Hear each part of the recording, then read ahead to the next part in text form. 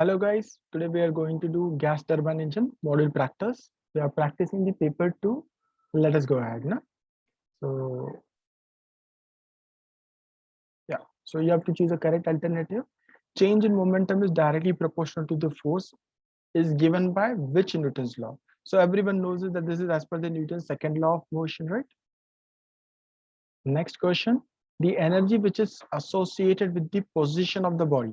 So when we are talking about the position of the body, that is where the body is located, then it is called as the potential energy.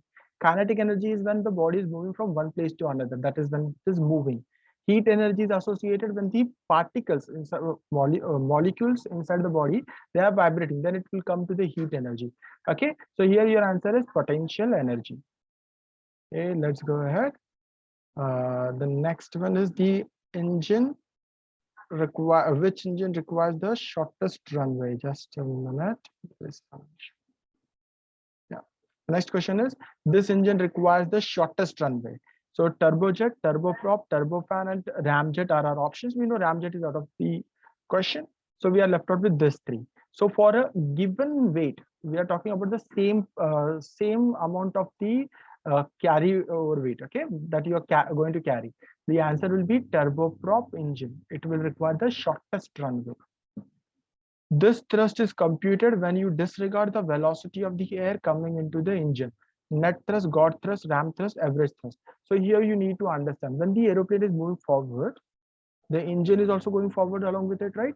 So the air which is coming inside from here, okay, this air, when it comes inside, it creates a friction with the surface.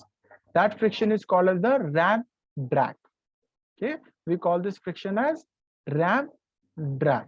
So here what you have to understand is, when the aeroplane is going forward, because of this ram drag, there is small reduction in the thrust. So he's saying, if you disregard, okay, or the velocity which is coming inside, then your answer would be gross thrust. Okay, beta? So here the answer would be a gross thrust. Just a second. So the answer over here will be the gross thrust. Okay, we are disregarding the velocity. If we are taking the velocity into the consideration, then we'll not get the actual amount of the thrust. We'll get a smaller amount, that will be called as the net thrust. Okay, next one, diameter of the bell mount inlet. This you have to buy it. It is 2 times the diameter of the inlet of the compressor. Second question which is asked is, see, bell mouth. Let us say this is the bell mouth inlet. Okay, so the diameter is always 2 times the diameter of the compressor. Okay, better, and the length is 3 by 4 times the diameter. Okay, so the second option is, if they ask you what is the length of the bell mount. Next one, engine are flat rated, taking this into consideration for maximum power during the cruise flight, normal operating condition, cold day performance, hot day performance. So whenever you are attempting an MCQ type of the question, you always know that if you have a two contradicting option, one of the answer is the correct. Okay, here the answer is the hot day performance. Hot day performance means what? Suppose the temperature increases. If the temperature increases, what will happen is, there is a sudden decrease in the thrust because of the increase in the temperature, right?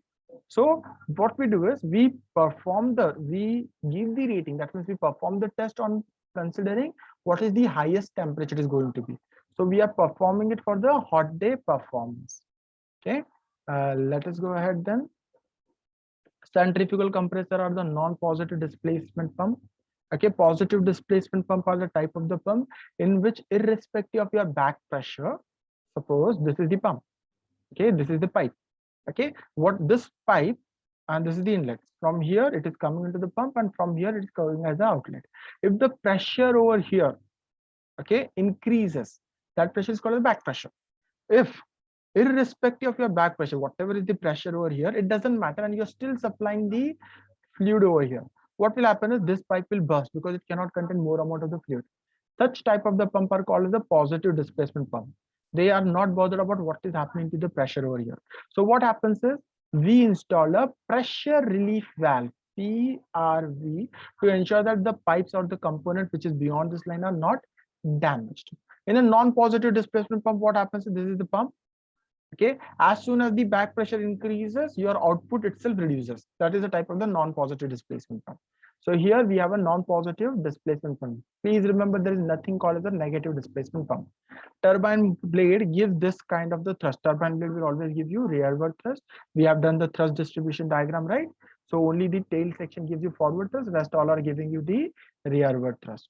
Number of igniter plug in the combustion chamber is 2. Just remember this part, only one is required. Okay, maybe whatever type of the combustion chamber, maybe it could be a can type, annular type, or a can annular type, whatever type of combustion chamber is there, there are always two igniter plug. In fact, you require only one igniter plug to have a proper combustion, but the second one is just kept as a standby if the first one fails. Next one, compression ratio of the axial flow compressor is 1.2 is to 1. This you have to mug up for every stage. This is a per stage. Okay, and this is the answer for the centrifugal compressor. So centrifugal compressor has the high compression ratio per stage. Okay, so let's go ahead. Turbine blade are attached to the turbine disc. Fir tree. Dovetail is for the compressor blade attaching to the compressor disc. ITT, inter-turbine temperature. Name itself suggests that the temperature between two turbines. Okay, temperature at the inlet of the turbine and temperature at the outlet of the turbine. These are not the possible answers over here. So our answer is clear. Temperature between the two turbine stages. The temperature at which the liquid gives enough vapor so that when the flame is provided, it continues to burn at least for 5 seconds. That means I'm giving a flame and that flame is continuing to burn for 5 seconds. Then it is called as a fire point. Had the word instead of being burning for the 5 seconds, it would have been replaced that it burns momentarily and then the flame is extinguished. Then my answer would be flash point.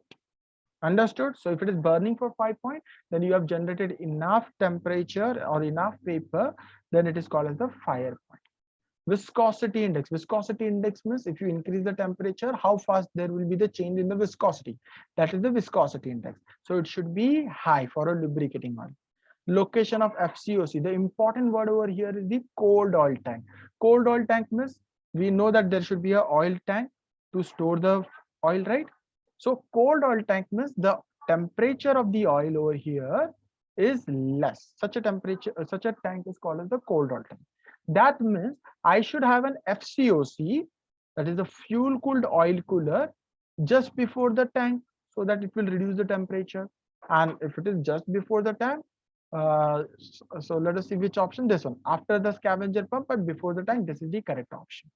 Okay, had the word cold tank been replaced with the hot tank, then what you have to ensure is that the oil which is entering the tank is hot, temperature is high. That means I cannot have FCOC before this. I will have FCOC in the downline of the oil tank.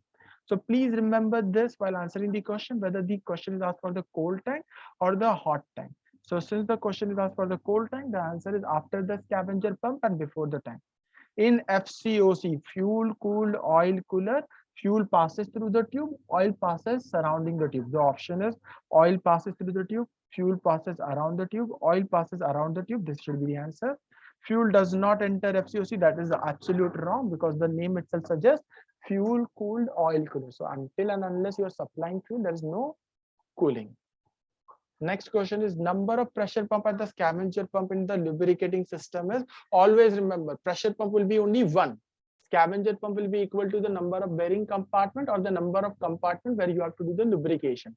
So pressure pump is only one while the scavenger pump is equal to the number of bearing compartment. This is the most appropriate answer.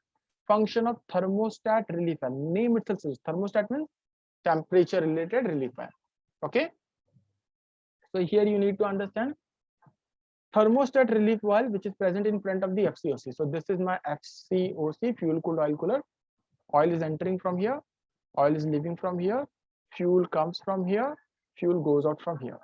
Understood beta? Oil comes from here, oil goes out from here, fuel enters from here, fuel goes out from here. Understood? Suppose my oil is already cold and I pass it to the FCOC, temperature will be further reduced, which will affect the viscosity, right? If you reduce the temperature of anything, its density increase, right? It becomes thick. Gada ban jata beta. So I don't want it to become thick. Okay. So what I will do is I will install a thermostat relief valve over here, which will check the temperature of the oil. If the temperature of the oil is more than the pre-decided value, it will allow the oil to enter into the FCOC. But if the temperature is less, it will bypass this and directly send it into the downline.